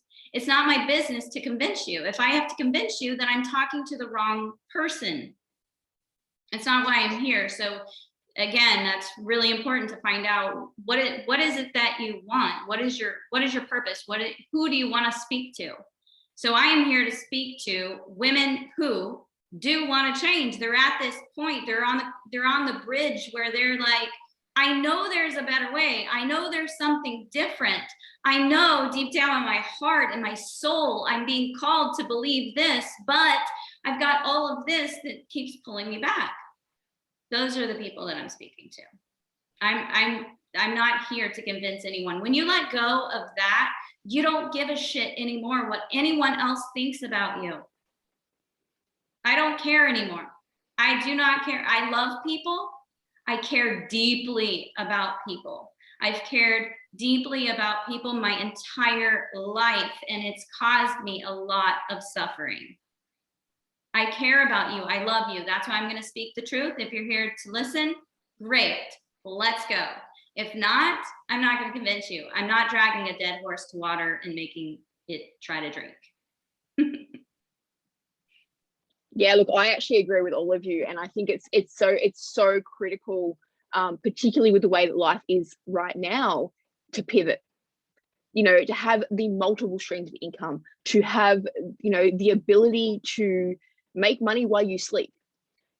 Especially if you do have a brick and mortar, it's like, why is it that you want to keep it? Like, ask yourself that question. Like, am I trying to keep it because I'm trying to make something of it, or am I keeping it because I feel like it's actually going to make me money? If it's actually, it's not really about it. Actually, I'm going to say it anyway. So I don't usually hold back. So if it's not making you money, why do you keep it? Like if it's not gonna, if you know, it's like the things that are kind of, you know, so powerful in our lives is when we get to make money, we get to have multiple orgasms, and we get to have love in our life. Like, do we need anything else? You know, and so it's just like when it comes to, you know, why are you holding on to it if it is not serving you? You know, if your mission in life is to wake people up, is that small town the best place to start? You know, because what actually happens is sometimes we put so much energy into something expecting a result in a place that potentially is not ready to give us that result. And that's the first thing I come to that. I want to say something on this because I have a real life example of this that I want to share. And just to also just say, you know, Kara, like it continues on, right? You have to continue doing this work and evaluating things. So I've had this membership called the Wealth Alchemy Mastermind, and it has gone through all these different transformations. I really wanted to have like this monthly membership thing, right? And so for a while it was on Facebook and it was $111 a month. And it was like, it just never got off the ground. And so then I was like, okay, I'm going to host it exclusively in Telegram. And now it's going to be we started at $22 a month. Then it's going to be $44 a month. And I'm like, in my mind, I'm like, this is epic value. Like they're getting, you know, these daily wealth consciousness drips from me. They're getting a group call with me one time a month. They're getting a Q&A with me once a month. And I'm like, this is a no-brainer. Like we should have like 1,000 people in this thing, right? Because it's so awesome. And I'm like, it's so awesome. It's so awesome. It's so awesome. And like, I can't get more than fucking like 70 or 75 people signed up for it. And I'm like, but they don't understand it. They don't get it. They don't get it. And so I'm like holding on to it. Meanwhile, I'm putting heaps of fucking energy, time, right? I'm losing money with this thing, essentially. Mm-hmm. But I have this idea of like, but it's so valuable. The people should want it. And the people don't want it. Right. And I'm like, but I'm still like, oh, but you know, and part of it is like, I don't want to have failed at something. Right. So I'm just like, I can make it work. I can make it work. Finally, this month, I was like, this is ridiculous. Like I am literally paying people to be in this thing is what I feel like. Like it's like, I'm paying them to give them this content. Yeah. Because so much of my time is going into it and the return on investment is nothing. And I had to finally just be like, this is not the thing, right? And I didn't want to surrender it, but I was like, yeah, I'm done, right? Like this, it's just, and I'm like, now it energetically frees up my ability to do something else, right? Or to bring in something else, or to call in something else, or maybe just to fucking like use that time on myself and not put something else there in that spot. But that's a constant evaluation. So whether it's your evaluation of your brick and mortar right now, or an offer that isn't quite working correctly, or, you know, whatever it is, just know that we're all constantly in these places of evaluation of what's working and what's not. And if you're not getting a return on investment of your time, energy, money, then ultimately it's not worth it. Mm-hmm.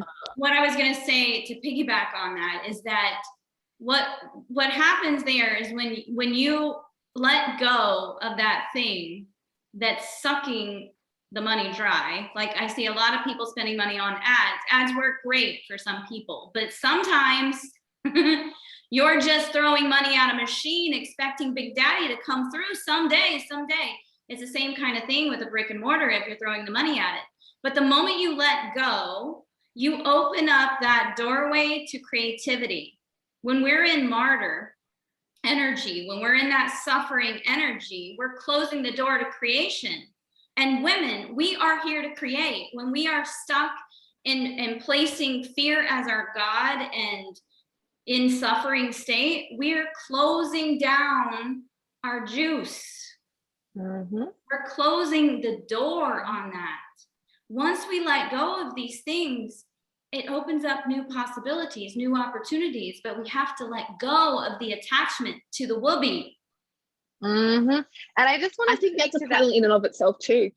Of course, right? We should be taking notes on all the panels that we pull up from each panel. This will just be like a lifelong conversation, guys. It's great.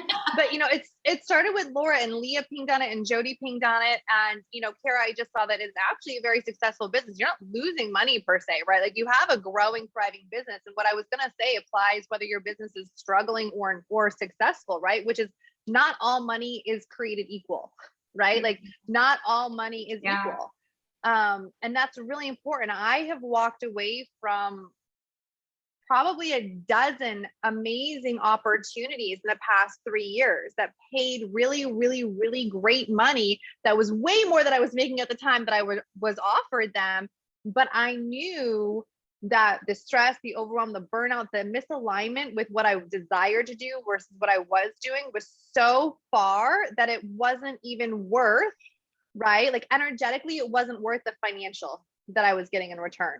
And so not all money is created equal. So I do think that regardless, because Kara, you're not alone in this. Let's be very clear, right? You're not alone in this. And so whether it's somebody who has a brick and mortar or an online, whether you're super, super successful or super struggling and burning through money right now, regardless, not all money is created equal.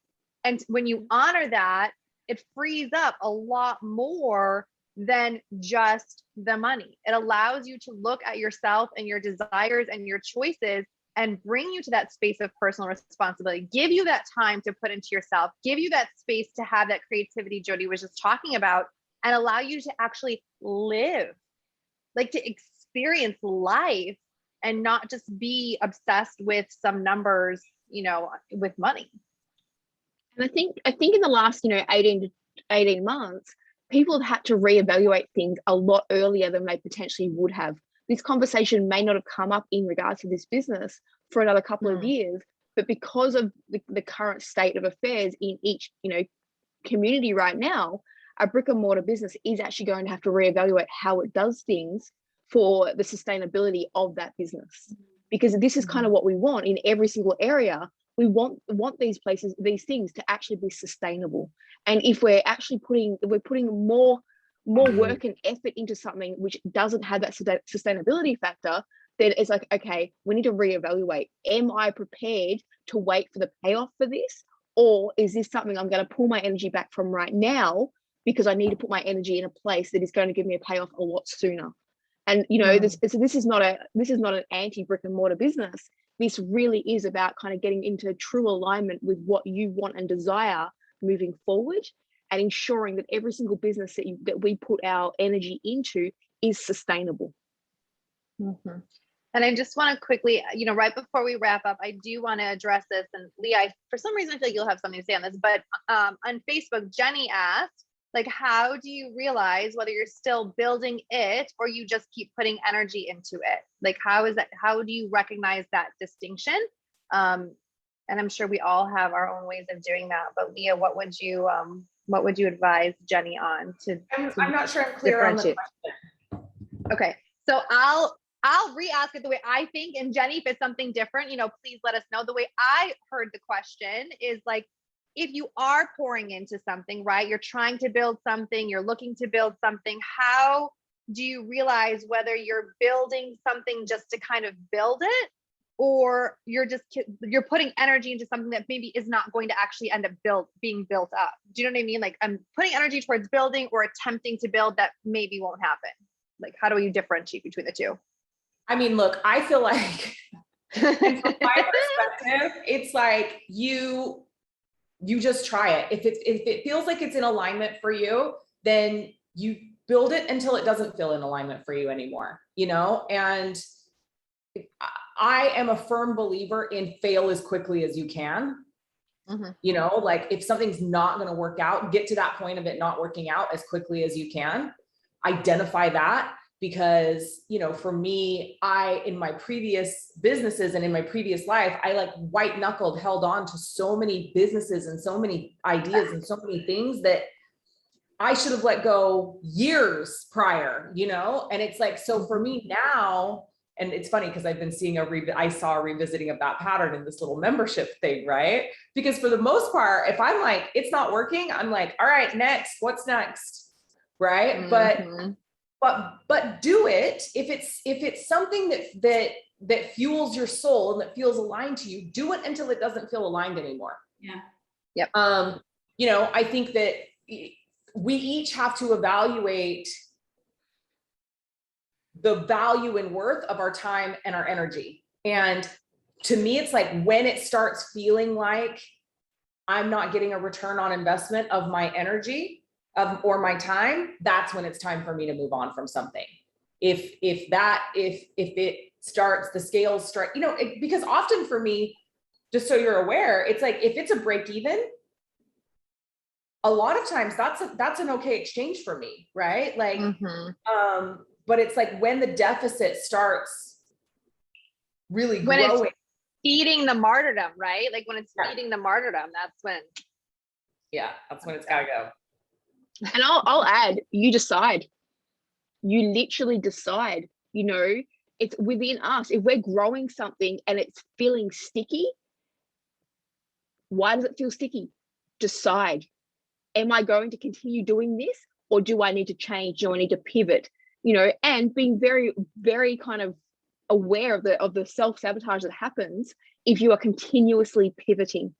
So if you're finding yourself going, it's a bit like a squirrel. It's like, you get attracted to shiny things.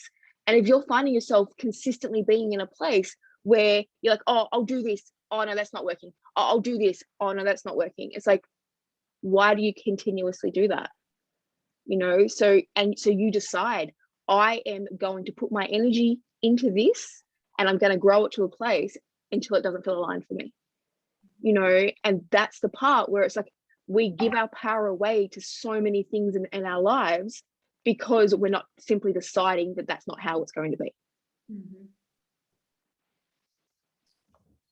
Well, this has been an epic conversation. I was like, there's no way we'll go 2 hours, but we did it. We went 2 hours.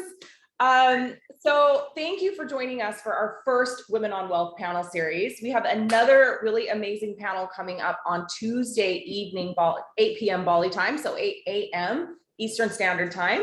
And that is one that I'm really excited about. It's called the Polarity Agenda. Is that what it's called? Yeah. Yes. I'm like, is that what it's called? Yeah, it's called the Polarity Agenda. And it's how gender roles and programming are keeping you broke. So we're really going to be diving into and talking about the ideas of masculine, feminine, what's masculine, what's feminine, how that relates to money, our expectations, our programming around our gender roles. I'm really, really excited for this one. So again, that's going to be Tuesday at 8 p.m. Bali time. If you're watching on Facebook, I've just dropped the link to register for the Women on Wealth series. Definitely hit that registration. And well, for a couple of reasons. One is that at the end of these first 4, I'm going to be giving away a special gift to one of the people that registered for the series. So I'm going to tell you what it is, but I love giving stuff away and love giving gifts. So there's definitely going to be a gift given to one of the registrants of the panel series. So you're going to want to do that if you haven't already. And the other thing that I just want to share with you is, the women on this panel, we are where we are today because we've made a commitment to doing wealth consciousness work. And, 2 of these beautiful women are wealth alchemy practitioners of mine. So they've really committed to doing this work. But wealth is a mindset. And to be wealthy literally means to be well and healthy. And so when we talk about wealth and acquiring and accumulating wealth, we're not just speaking about financial wealth, though that's certainly a part of being wealthy. We're talking about true wealth in all areas of your life. And that's what this panel series is about. If you are in a place where you are feeling that you are not wealthy, either financially or in your relationship with women, and that there's a lot of programming and conditioning that you're dealing with, we are in launch for Ouroboros right now. And this is my 4-month intensive, deeply introspective program that is really designed to get you deconstructing your money stories, your stories around money, wealth, and abundance. The program is not really about money shit, by the way, just so you know. It's about worthiness and deserving and stepping into greater states of worthiness and deserving. But, and this is not a mindset your way to millions program. And it's not an easy program. It requires a deep commitment to radical transformation and growth. So if you want to know more about that, we are in launch for Ouroboros right now. We wanted to kick off this panel series during it because we really wanted to give people a chance to see women who are actually doing this work and have deconstructed their programming and have deconstructed their conditioning and are making a commitment to, you know, continue to do that on a daily basis. And that is, to me, it's my purpose work. It's why I do what I do. Like, I want to see women, more women. Hi, Malia. I want to see more women thriving. I want to see more women stepping into a place of not just financial sovereignty, but personal sovereignty. I want to see people breaking free from this financial slavery consciousness that plagues the beings of this planet. I want to see us emancipating ourselves from financial internment. Like, we literally are living as slaves to finances, slaves to money, slaves to a global financial agenda that doesn't serve us. And it doesn't have to be that way. And so this work that I do, all of this work that I do, that's the purpose behind it. So if you are in a place where you're watching this panel and you're like, I want what they have, I want to be able to shift out of this state that I'm currently in, like, now is the time. Ouroboros is in launch now, and we start September 2nd. So if you'd like more information on that, you can definitely reach out to any one of us, actually.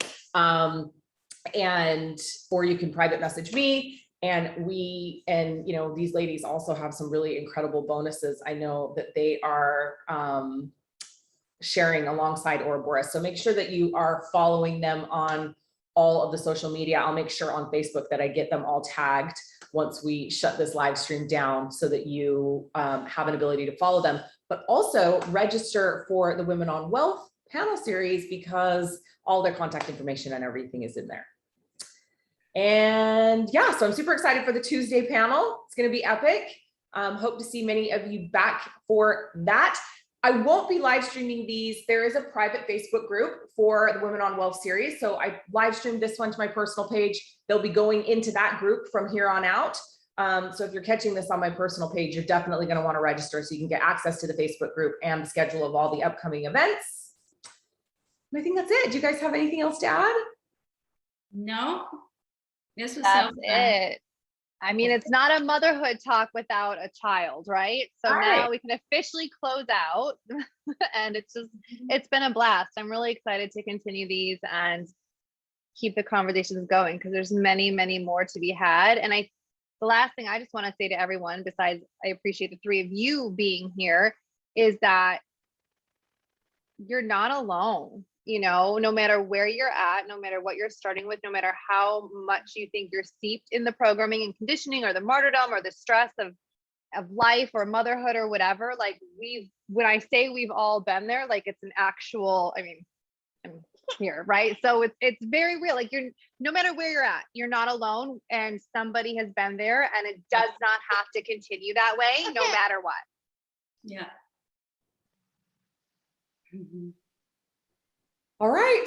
Well, with that, we will say goodbye. Have an amazing rest of your day, morning, evening, wherever you are in the world as you're watching this live stream with us or you're catching the replay. Remember, it is your divine birthright to be wealthy in all areas of your life, and you are so worthy and you are so deserving.